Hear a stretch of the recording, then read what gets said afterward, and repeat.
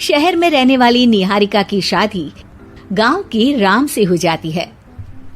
निहारिका को ज्यादा किसी चीज का शौक नहीं होता, जिस वजह से वो ससुराल में खुशी से रह रही होती है।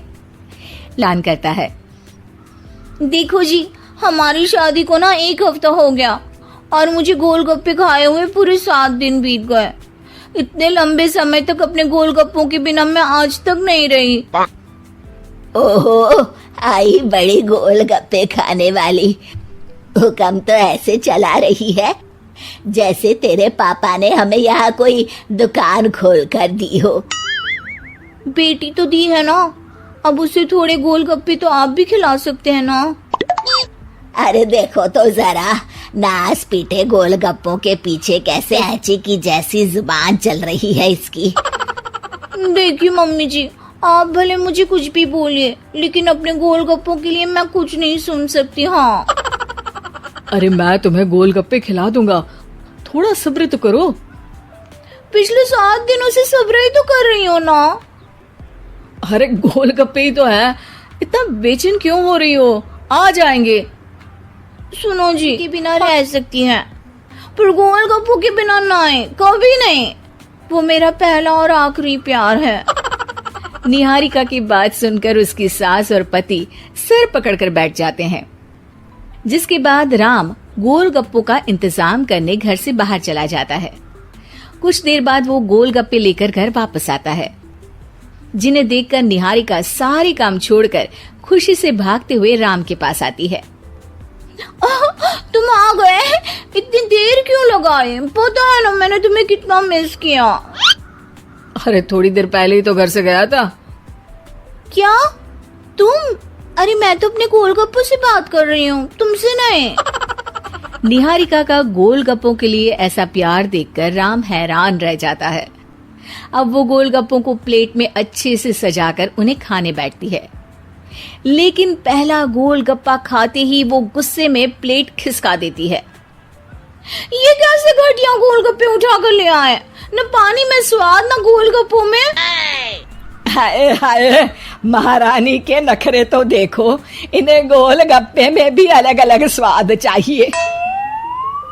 ठीक है, आप लोग इस पर बहस मत शुरू कर देना, मैं ना कल दूसरी जगह से खरीद लाऊंगा। अगले दिन राम निहारिका के लिए गांव में दूसरी दुकान से गोलगप्पे खरीद कर लाता है, पर उसे वो भी पसंद नहीं आते।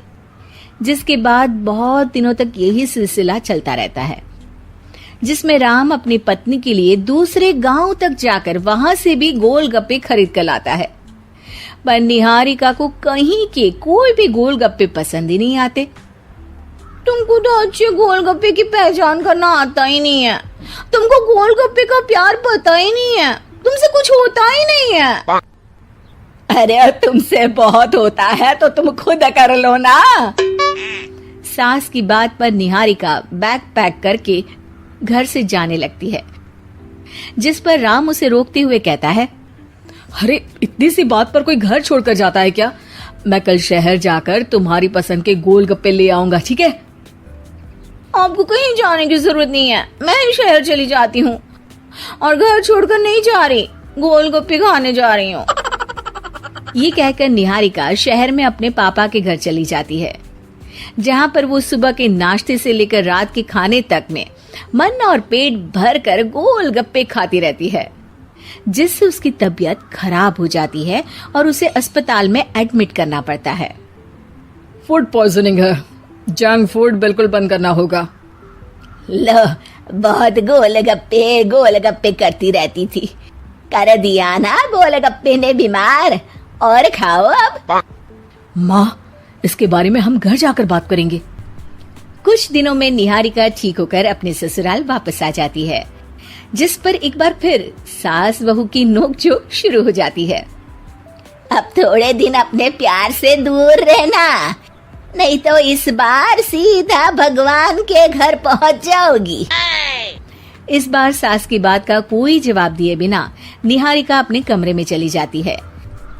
बीमार होने की वजह से निहारिका गोलगप्पे तो खा नहीं पाती, लेकिन अभी भी उसके मन में हर वक्त उन्हीं के ख्याल चलते रहते हैं।